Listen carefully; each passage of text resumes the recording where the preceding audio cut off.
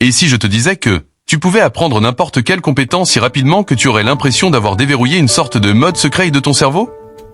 Imagine, tu te réveilles dans 30 jours et tu parles couramment une langue étrangère que tu rêvais apprendre plusieurs mois, ou tu sais coder plusieurs langages de programmation sans jamais faire de l'informatique à l'université, ou tu maîtrises un logiciel pro que tout le monde galère à comprendre. Et le pire est que tout le monde pense que t'es un génie, alors que tu as juste utilisé une méthode qu'on ne t'a jamais enseignée à l'école.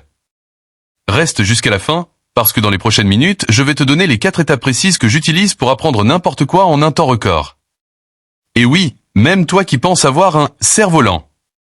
Commençons. Parlons d'abord de la science derrière l'apprentissage. Votre cerveau est une machine d'apprentissage incroyable. En fait, il y a ce qu'on appelle la neuroplasticité. La capacité de votre cerveau à changer et à s'adapter à tout âge ou étape de la vie. Peu importe votre âge, votre cerveau peut former de nouvelles connexions et de nouveaux chemins chaque jour. Désormais, la clé pour apprendre plus vite est de comprendre comment déclencher cette puissance cérébrale de la manière la plus efficace possible. Quand nous apprenons au sens ordinaire, nous abordons souvent de manière lente, ennuyeuse et fastidieuse, en absorbant les informations morceau par morceau. Mais voici le secret. Ça n'a pas à être ainsi. Pour vraiment accélérer votre apprentissage, je suis depuis longtemps un processus simple en 4 étapes. On pourrait appeler ça la méthode d'apprentissage rapide. Ce sont exactement les étapes que j'utilise et que j'apprends aux autres à apprendre rapidement. Et elles m'ont vraiment aidé à apprendre des compétences allant de la lecture rapide à la mémorisation de livres entiers. Alors commençons. La première étape consiste à activer votre motivation. La première étape pour apprendre plus vite est la motivation. Plus vous êtes motivé à apprendre, plus il est facile pour votre cerveau de traiter les nouvelles informations. Le but donne à votre cerveau une direction et du carburant. Cela vous aide à rester engagé, surtout quand les choses se compliquent. Cela vous permet de traverser ce fossé d'apprentissage pour atteindre là où vous voulez être. Donc, cela aide à fournir la résilience, si l'on veut, l'impulsion nécessaire pour traverser cette lutte. Et avec la lutte, on gagne de la force, non? On obtient une nouvelle capacité, une nouvelle intuition, une nouvelle sagesse, une nouvelle connaissance. C'est la force puissante qui vous fait avancer. Même les jours où tu veux procrastiner, ta motivation est faible. Réfléchis-y. Quand tu travailles sur quelque chose qui te tient vraiment à cœur, tu n'as pas à te forcer. Tu n'as pas besoin de te motiver toi-même. Tu es naturellement attiré par ça. Quand on apprend avec un but, cela transforme la tâche de quelque chose que vous devez accomplir en quelque chose que vous souhaitez vraiment accomplir. Ensuite, il est important de savoir la motivation demande de l'énergie mentale, de l'énergie cérébrale. Et sans une bonne nutrition, sommeil, exercice, vous savez, même les meilleures méthodes d'apprentissage ne fonctionneront pas aussi bien. On ne peut pas construire un gratte-ciel sur des fondations fragiles. Et il en va de même pour ton apprentissage. Votre cerveau est comme une motrice haute performance. Donc, il a besoin de carburant pour fonctionner. Un apprentissage réussi dépend de la prise en charge de son corps. Et une partie de ton corps, c'est ton cerveau. Quand vous êtes bien reposé, bien nourri et physiquement actif. Donc, vous avez plus d'oxygène qui va à votre cerveau.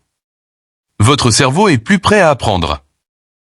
En fait, la santé cérébrale est l'un des aspects les plus négligés mais aussi essentiels de la motivation durable. Sans énergie, la motivation s'éteint simplement. Et après, vous devez décomposer vos objectifs en petites actions gérables. L'idée ici est très simple. Le progrès vaut mieux que la perfection. En vous concentrant sur de petites étapes réalisables, vous réduisez surcharge de débordement. On pourrait prendre de l'élan. Mais la clé, c'est la constance. Quand on agit chaque jour, même minime, on commence à voir des résultats. Et ça construit quoi? Un sentiment d'accomplissement. Vous obtenez la dopamine, qui est la molécule de la motivation. Et cela renforce votre motivation. Rappelez-vous, la motivation ne consiste pas à tout donner dès le premier jour. Il s'agit de construire de petites habitudes qui, avec le temps, engendrent de grands changements. Une fois que vous alignez votre but, gérez votre énergie et décomposez les choses en petites étapes simples. La motivation devient inarrêtable. Deuxième étape, concentrez-vous comme un rayon laser. La concentration est probablement la compétence la plus importante dont tu as besoin pour apprendre plus vite. Dans un monde qui constamment notre attention dans toutes les directions, la concentration est plus importante que jamais. Si vous voulez apprendre plus vite, vous devez entraîner votre esprit à se concentrer profondément sur la tâche à accomplir. La clé de l'apprentissage accéléré est de pouvoir plonger profondément dans une tâche sans distraction. Quand vous vous concentrez entièrement sur quelque chose, vous activez le système d'attention du cerveau.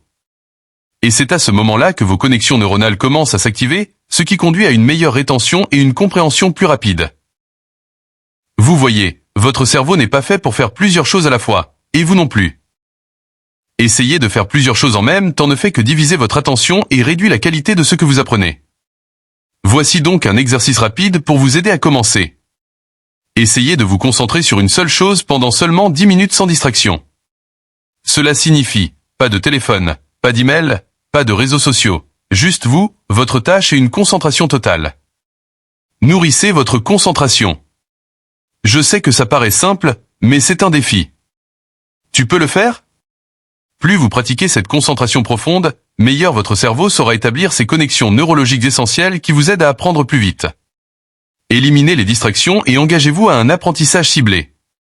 Réservez un bloc de temps dédié et assurez-vous d'être dans un environnement sans distraction. Ce n'est pas toujours parfait, mais vise le progrès. Si vous voulez apprendre plus vite et mieux, vous devez laisser à votre cerveau le temps et l'espace pour se concentrer comme un rayon laser. Rappelez-vous, il ne s'agit pas de travailler plus dur. Il s'agit de travailler plus intelligemment. Quand vous pouvez vous concentrer profondément, vous boostez la capacité de votre cerveau à absorber, à retenir, à penser et à appliquer ce que vous avez appris. Plus tu t'entraînes à te concentrer, plus tes capacités d'apprentissage sont illimitées. Troisième étape. Enseigne ce que tu apprends. Vous m'avez probablement entendu dire ça. Quand on enseigne quelque chose, on l'apprend 2 fois. En fait, ce concept est l'un de mes accélérateurs d'apprentissage illimité préférés. Et c'est un parfait jeu pour maîtriser n'importe quel sujet ou compétence. L'enseignement est l'un des moyens les plus puissants de consolider ses connaissances. Et voici pourquoi. Quand vous enseignez, vous êtes obligé d'organiser et d'articuler les informations que vous avez apprises. Ils appellent cela l'effet explication. Le processus d'explication et de décomposition aide à transformer l'apprentissage passif en maîtrise active. En d'autres termes, en enseignant à quelqu'un d'autre, vous vous engagez avec ce matériel à un niveau beaucoup plus profond. Vous renforcez ce que vous avez appris et vous comblez les lacunes dans votre compréhension. Décomposons donc cela en 4 avantages clés. Premièrement, cela augmente votre rétention. Quand vous savez ce que vous allez enseigner à quelqu'un d'autre, ce que vous avez appris, vous prêtez plus d'attention. On s'engage plus profondément dans ce matériau. On ne peut pas simplement survoler. Il faut vraiment comprendre pour pouvoir l'expliquer à quelqu'un d'autre.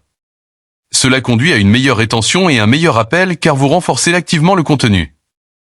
Deuxièmement, cela clarifie votre propre compréhension. On voit ces écarts dans ce que l'on sait et qu'on ne sait pas enseigner t'oblige à expliquer les choses à voix haute. Et quand vous faites cela, vous commencez à remarquer où se trouvent ces lacunes dans votre propre compréhension. Vous vous rendrez peut-être compte, je pensais comprendre ce concept, mais maintenant que je dois l'expliquer, je vois qu'il me manque des éléments clés. Cette conscience de soi vous aide à affiner vos connaissances et à vraiment solidifier votre propre compréhension. Troisièmement, cela aide à renforcer votre confiance. Lorsque vous enseignez, vous renforcez votre propre croyance en vos propres capacités en expliquant clairement des concepts complexes. Tu te prouves à toi-même que tu comprends. Vous avez des preuves que vous le comprenez. Cela renforcera évidemment votre confiance en vous et renforcera votre confiance en vous en votre propre capacité à apprendre et à évoluer. Quatrièmement, cela crée une contribution. Enseigner ne vous aide pas seulement, mais aussi les autres, n'est-ce pas ? On apprend à gagner pour revenir. Quand vous partagez ce que vous savez, vous contribuez au parcours de quelqu'un d'autre, à son apprentissage, à leur parcours de croissance. Et cela crée un sentiment de but. Cela crée un sentiment de connexion extérieure et de connexion interne à ce que vous connaissez. Et cela renforce l'idée que ce que vous savez est si précieux non seulement pour vous, mais aussi pour les autres. Donc, que vous expliquiez quelque chose à un ami, que vous enseigniez à un collègue, ou même que vous créiez une leçon à partager en ligne, souvenez-vous que l'intention compte, n'est-ce pas ? L'enseignement est un outil puissant pour accélérer votre propre apprentissage. Cela vous oblige à vous engager dans le contenu à un tout autre niveau et vous aide à passer de l'apprentissage à quelqu'un qui enseigne.